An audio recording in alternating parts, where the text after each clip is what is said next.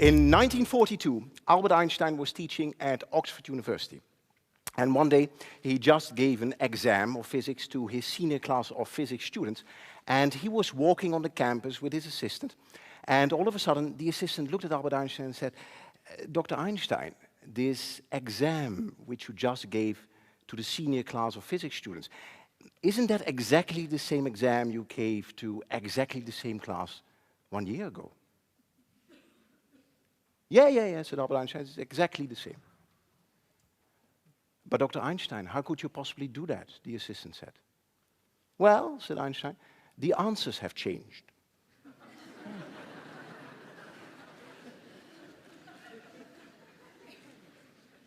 The answers have changed. In other words, what is true for 1942 is even more true for today. We live in a world where the questions might be the same, but the answers have changed. In other words, what has got you here will no longer get you there. And if you want to have results that you've never had before, well, you need to start doing things you've never done before. Now, the key question for today is, of course, is there a method to the madness? Is there a way that each of us can do impossible things to truly create dramatic results? And the good news is that the answer to that question is yes. Because what I'm going to explain today is, when it comes to high performance, why the majority is always wrong, and how you can use that to get everything you can out of everything you've got. But let me first introduce you to something interesting, an interesting observation. When people, teams, and organizations, whenever they hit a wall, they tend to do one of two things. They either do more of the same things, or they do less of the same things. But what you very seldom see is that they start to do different things instead. And it's interesting, if you look at the data, approximately 3% of people are inclined to even do different things. And the remaining 97% continues to smash into the wall, like some kind of crazy energy bunny on steroids.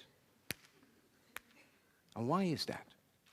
Why is that? And to understand what is going on here, we need to ask ourselves another question. And the question we need to ask ourselves is, what is the purpose of thinking? What is the purpose of thinking? Now, if you ask that question to a brain scientist, the brain scientist will say, well, the purpose of thinking is to stop thinking. The purpose of thinking is to stop thinking. Now, what does she mean by that? Well, here's the thing. Thinking is a high-energy activity. It takes a lot of energy to think. So whenever we think, we try to think as short as possible, and then we return to automatic pilot.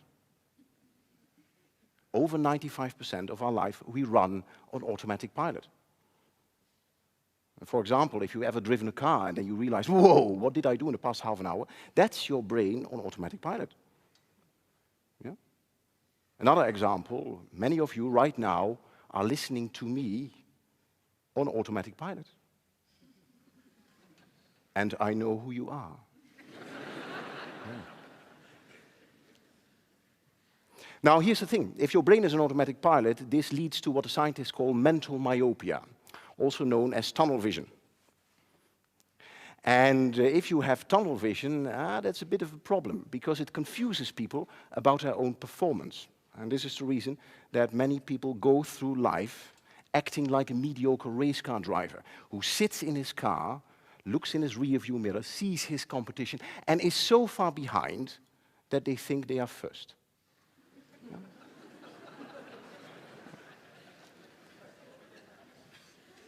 In other words, ladies and gentlemen, we tend to think inside the box, and the box is a very good metaphor here.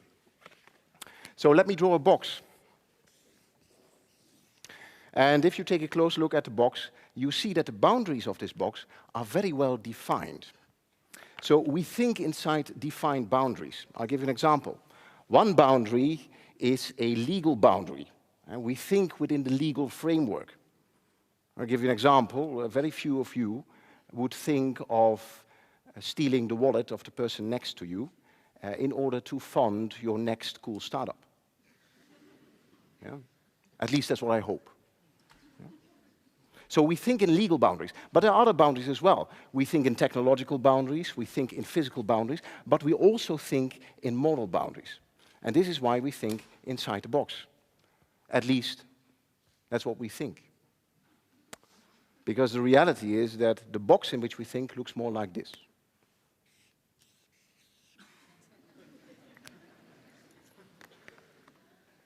Now, for those of you in the back who cannot see it, the reason is this is a very small box.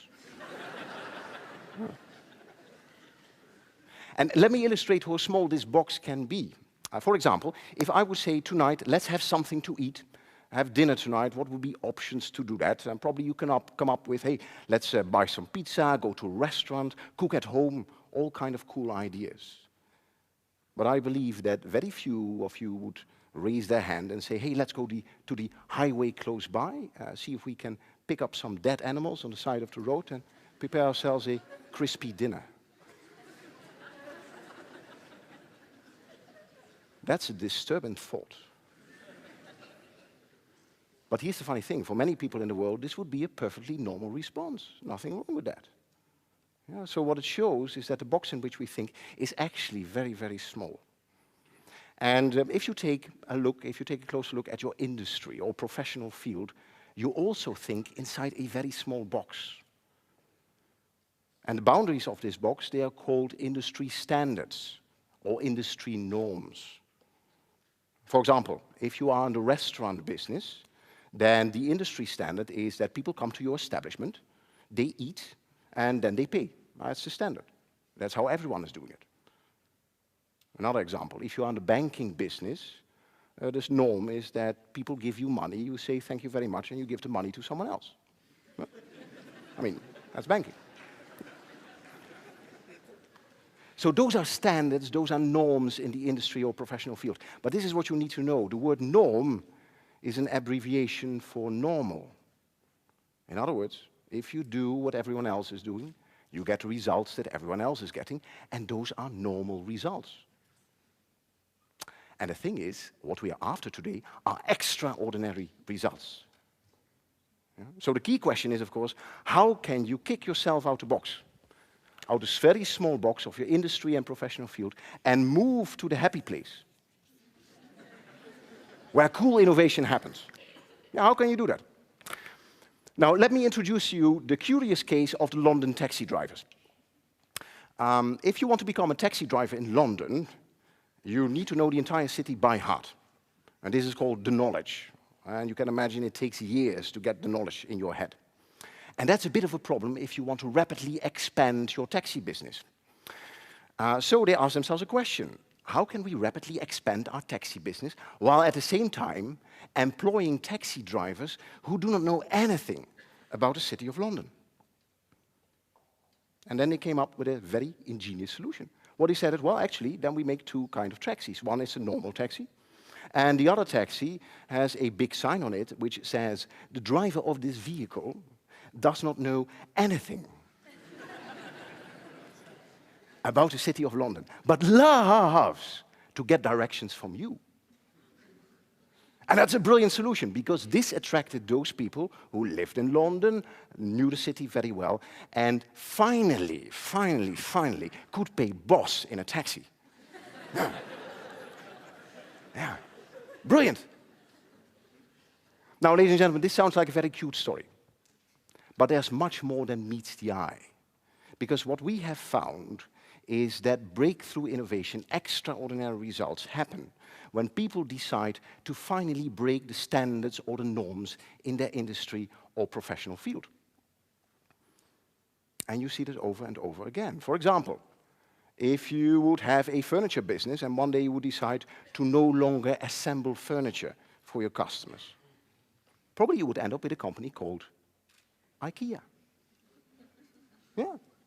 Another example, if you own a computer business and one day you would decide to no longer sell your computer using a physical store, probably you would end up with a company called Dell Computers. Yeah. So, ladies and gentlemen, what it tells us, there is a method to the madness. And by understanding that the majority is always wrong when it comes to high performance, finally you have the opportunity to quit fixing things and move to massive innovation instead. Ladies and gentlemen, the Roman Emperor Marcus Aurelius once said that the object of life is not to side with the majority. But the object of life is to escape finding oneself joining the ranks of the clinically insane. If you do what everyone else is doing, you're not distinguishing yourself and you're probably stuck. And this is why, when it comes to high performance, the majority is always wrong. This is what we know. We know that 3% of people are able to achieve extraordinary results. And each of you can become part of those 3% by deciding as of today to break your industry standards and to break your industry norms. The alternative, of course, is that you become part of the 97% who in the end works for those 3%. And as of today, that choice is completely yours. Thank you very much.